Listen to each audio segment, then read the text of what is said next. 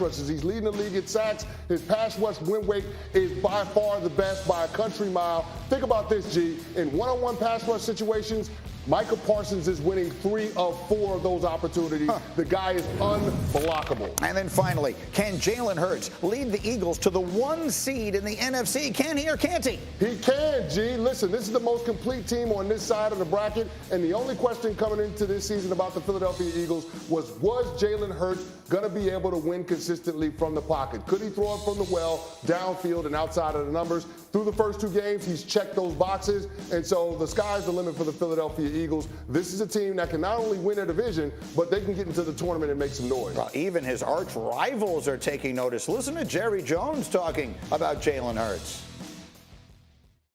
Well, Hurd has really evolved and is better than when he came out that you might have thought. I was particularly impressed with his passing and watched every snap last night. And they're going to be all we can have. Well, listen to how much it pains him. It's scared. I wasn't ready. It pains him to get that out. But earlier this morning, we talked about the Cowboys and how they are better than people thought. But the Eagles might be more better than everybody thought than almost anyone except this man who picked them to go to the Super Bowl before the season began. Kmart, are the Eagles right this minute the team to beat in the entire NFC? As much as it pains me to say this, but yes, no, Dominique may have the first time he's been right about something. Yeah, no, I think Jalen Hurts was the biggest question mark heading into this season. And I don't know if you are still doubting Jalen Hurts. I don't know what you've been looking at. This team can be the number 1 seed. This team can get to can be the number 1 seed in the NFC. But the question for me that I have is, can Jalen keep it going? That's literally the only question that's out there. And as teams adjust, the same way we've seen Miami and Tua, teams will start adjusting to these offenses. And then how do Jalen and Tua counter-adjust? Well, in what in particular? So, again, all the credit in the world, a victory lap. Dominique picked them to go to the Super Bowl before the season began, and through 2 weeks, it looks awfully good. But she's talking about adjustments. So what is it that he's doing specifically that people didn't see coming? This was the adjustment. When you played against him, the book on him was keep him in the pocket, play zone defense. That's exactly what the Vikings did all game, and he had quite possibly the best game I've ever seen him play by killing that zone defense from the pocket and occasionally getting outside the pocket when they dared to play man-to-man. So the next move, I think, is they're going to start blitzing him again. The problem with blitzing a player like him is he's a very smart player and he's also a very athletic player. That makes you vulnerable to bigger plays. He was comfortable picking apart a team slowly all the way down the field. That's normally what you want to do against a quarterback like him, is challenge him to continue to make accurate passes all game and make right decisions all game, and he did it. You know, it's interesting. We use the term development. We talked about Kenny Pickett earlier this morning and other quarterbacks. He has gotten better at the things that were his weaknesses. That is called development, right? That means he's doing it right and the coaching staff is doing it right. They may have something special working in Philadelphia. No doubt, but we also got to say that the front office is doing it right too, because bringing A.J. Brown into that receiving core has changed the entire dynamic in that room. In that game on Monday night, Jalen Hurts receivers averaged over 4 yards of separation. So think about that. This guy is throwing from the pocket, but he's throwing to guys that can uncover down the field. And they made a living on those in-breaking routes too, those six routes, those 4 routes. They made a living on being able to do that in those zone coverages. And Dominique talked about it. Vikings majored in cover 2, cover 4, cover 6, and Jalen Hurts absolutely picked them apart. And I think that's the evolution of the player. So while we'll give him credit for working with Tom House out on the West Coast in terms of improving his overall mechanics, the organization went out and did the right thing in order to bolster the development of their young quarterback. Look, it's an organizational success story. It doesn't happen without everyone. So it does lead to an interesting question, and I, of course, am the one who asked it on my Twitter page at ESPN Greeny.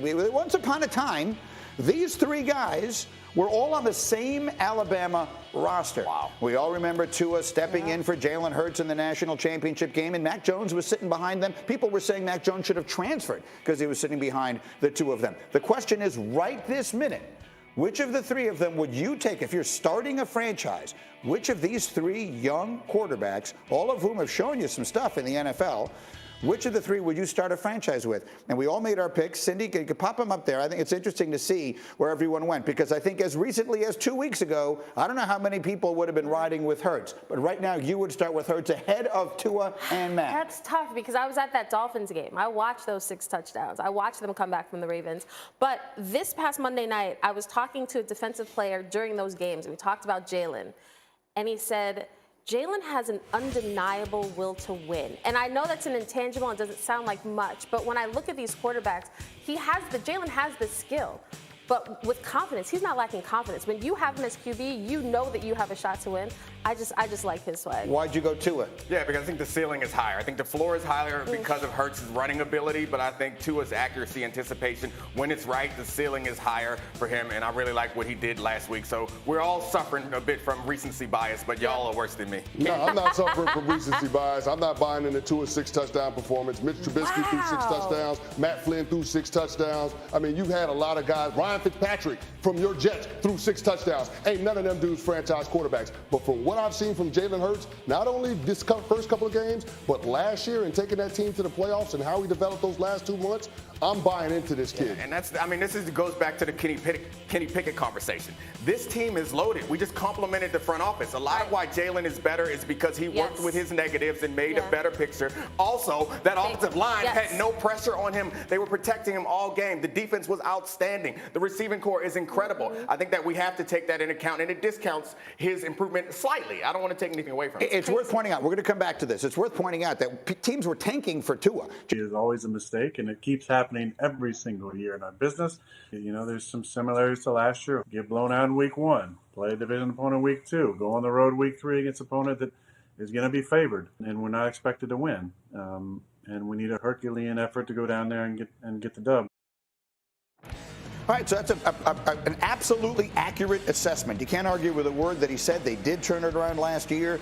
We'll see if he can do it again. The schedule is eerily similar to what they were last year. They are right now a slight underdog on the road. And, oh, by the way, I mean, Tom Brady right now, in the absence of Mike Evans because of the suspension, might actually have far fewer weapons at his disposal this Sunday than Aaron Rodgers does. But what did you say to me in the meeting this morning about this game? I think it's a statement game for the Packers. And we think about Aaron Rodgers when we think about the Packers, and I think we feel like they don't have anything to prove because of Aaron Rodgers. But this team feels like an entirely new team. The offensive line isn't as great as it was. We've chronicled the receiver issues that they've had. And right now, I think not only do they need to prove it to us, they need to prove it to themselves that they are as competitive a team as we hope that they would be. And that defense played better last week against a lesser offense, but that is the real question. That's where we thought that they were going to step up and take some of the slack off of Aaron Rodgers, that the defense can stop an opposing offense. They're going against Tom Brady with a depleted receiving core. This is an opportunity for them to have a low-scoring game and then put the ball in Aaron Rodgers' hands at the end of that and hopefully overcome that outstanding Tampa defense. Canty, I feel like you've been skeptical about the Packers this year. What can they prove to you Sunday?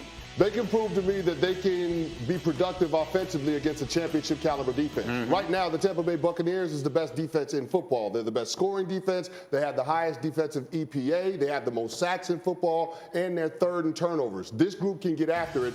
If this offensive line can hold up and keep Aaron Rodgers upright, then I think that Aaron Rodgers can make some strides in terms of being on the same page with those receivers and being able to generate points. But that's a big if, and there are a lot of question marks, and I don't know if they're going to get solved. We thought that Elton Jenkins coming back to that offensive line on Sunday was going to be a great thing for them. Turns out he was a turnstile and led to a stat game for Travis Gibson. So that offensive line has got some serious problems. They're allowing the 5th most sacks per dropback, despite Aaron Rodgers having the 4th fastest snap to throw time. That's a problem. Yeah, they haven't gotten David Bakhtiari back yet.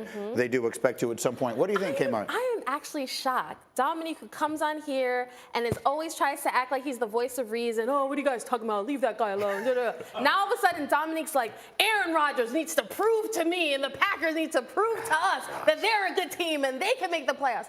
I don't know. I'm shockingly, I'm kind of like on Aaron's wavelength. Like, okay, it's week 3.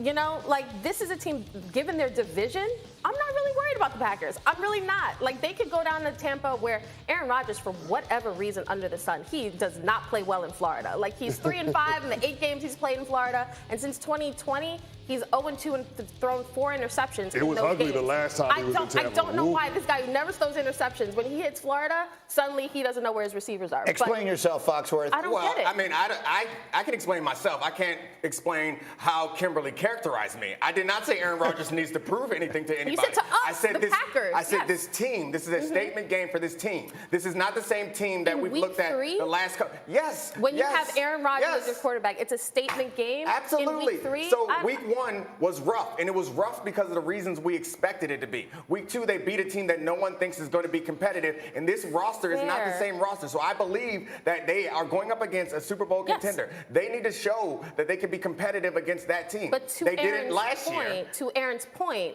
they started the season similarly.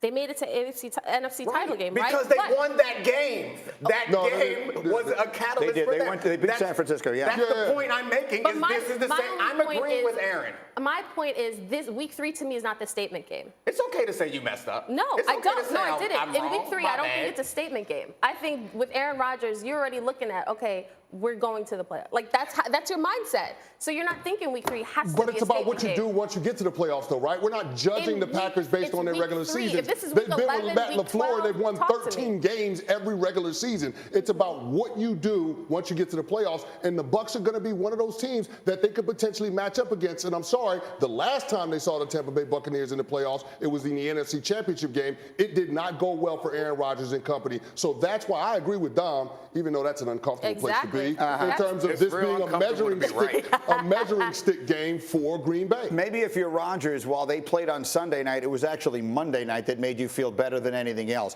Maybe the Vikings aren't as good as they looked against you in week 1. And so to your point, maybe the division is the best thing they have going for them. We'll have much more on that as we continue. But we got really interesting college football games this weekend. In fact, we have 3 ranked versus ranked matchups coming up, including number 20 Florida visiting number 11 Tennessee. College Game Day will be there for that one. Florida has won 16